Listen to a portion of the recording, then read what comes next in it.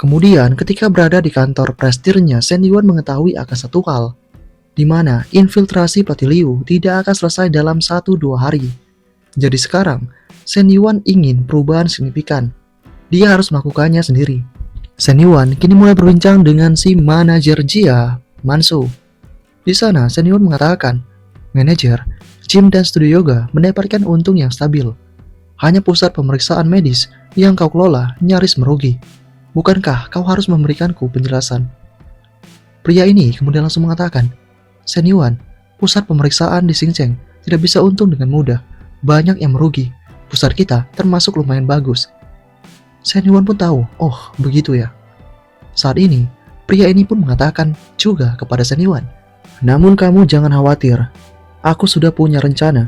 Aku akan memperluas saluran bisnis. Belakangan, aku merekrut beberapa sales dengan banyak koneksi. Berikan aku waktu dan kita akan mendapatkan banyak orderan. Selama kita meningkat, efisiensi karyawan dan keuntungan pasti akan naik juga. Shen Yuan kini mengatakan, oh, jika kau sudah tahu ekspansi diperlukan, kenapa kau baru mulai merekrut sekarang ini? Kini, Jia pun mengatakan, bos, kau berhak mengkritikku. Aku memang lalai, belakangan kita meningkatkan beberapa peralatan, dan aku memusatkan perhatianku pada hal tersebut. Aku salah menempatkan prioritas. Aku akan belajar dari kesalahan itu. Shen Yuan yang mendengar itu lantas berkata, tidak perlu dilakukan, manajer Jia. Kudengar, putramu sedang mengambil ujian. Sekolah manakah yang dia inginkan? Jia mengatakan, Presdir, peringkat putraku tidak begitu tinggi.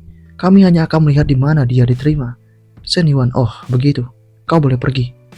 Kini, pria itu pergi begitu saja. Dalam hatinya dia berkata, apa maksudnya tadi? Menanyakan keluargaku.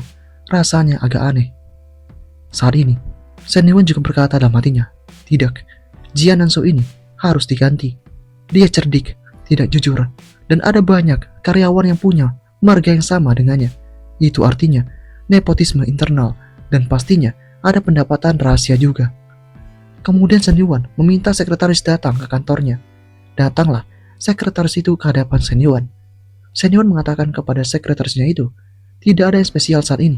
Aku hanya ingin memeriksa apakah kamu terbiasa dengan pekerjaanmu di tempat ini.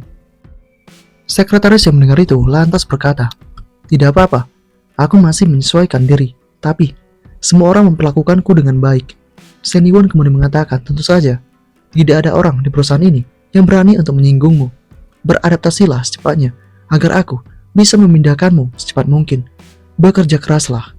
Setelah 2 bulan, aku akan mengalokasikan mobil 200.000 yuan untukmu. Mendengar hal ini membuat sekretaris tampak sangat terkejut. Apakah ini janji yang sungguhan? Shen Yuan berkata, apakah aku akan membohongimu? Si sekretaris mengerti akan hal ini. Bosnya terlalu murah hati. Dan juga, soal proyek sekolah, selain Lu Xinyu, 4 gadis lain belum punya investasi. Mereka terus-menerus bertanya pada sekretaris setiap hari. Shen Yuan kini mengatakan padanya tidak usah terburu-buru, kesampingkan itu dulu. Shen Yuan melakukan hal ini karena dia sadar beberapa hal harus mengambil langkah yang pelan. Bahkan skuad pelayan harus direkrut satu persatu. Prosesnya tidak perlu tergesa-gesa. Kemudian kita kembali diperlihatkan dengan Jia yang kini sangat marah terhadap orang-orangnya.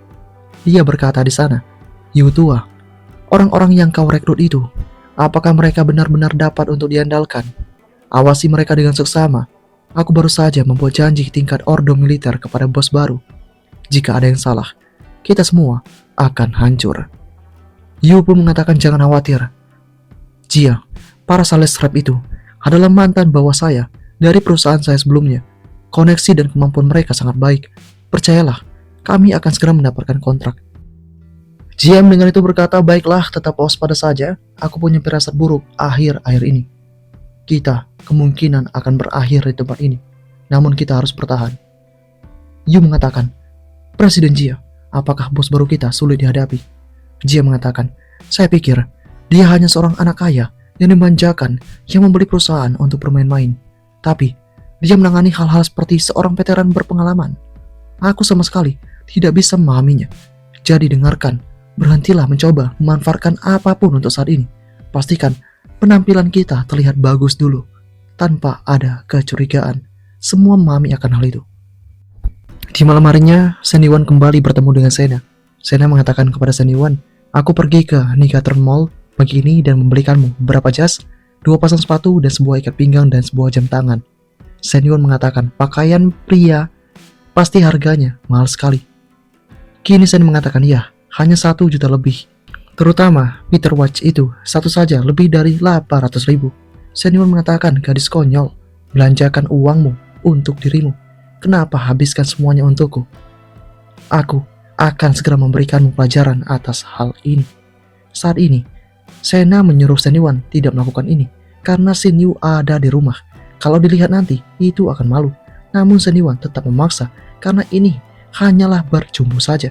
Namun tanpa disangka ada Shen Yu di sana dan dia pun terkejut melihat ini semua. Begitu juga dengan Shen Yuan dan juga Sena. Saat ini, Shen Yu juga mengatakan, "Kakak ipar, kalian berdua silakan saja. Aku tidak melihat itu semua." Sena yang mendengar itu berkata, "Ini salahmu. Dia benar-benar melihatnya." Shen Yuan mengatakan, "Dia sudah 18 tahun, bukan anak-anak. Pada akhirnya, dia harus beradaptasi."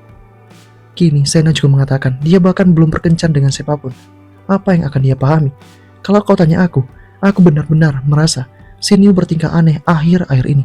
Tapi, aku tidak tahu pasti. Aku sudah bertanya, namun dia tidak mau bilang apa-apa.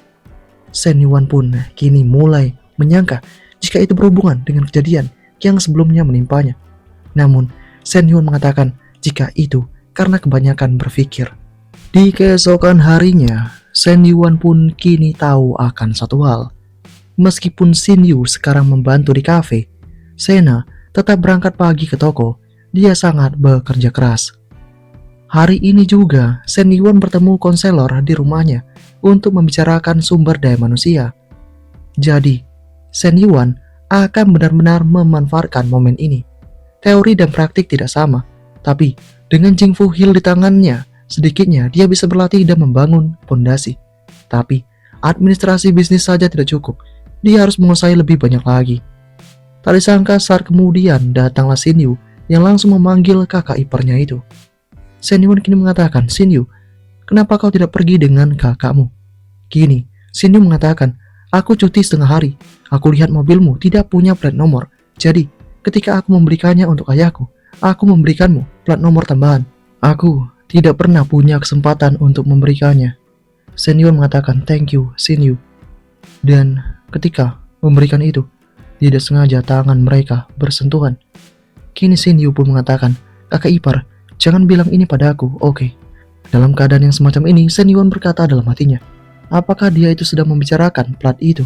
Atau hal lain yang tidak ingin diketahui? Pokoknya, aku tidak akan memberitahu ini kepada Sena.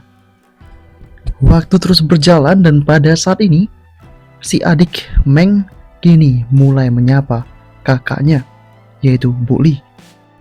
Di sana Li Meng mengatakan kepada Li Xiao, apakah Shen Yuan akan segera datang?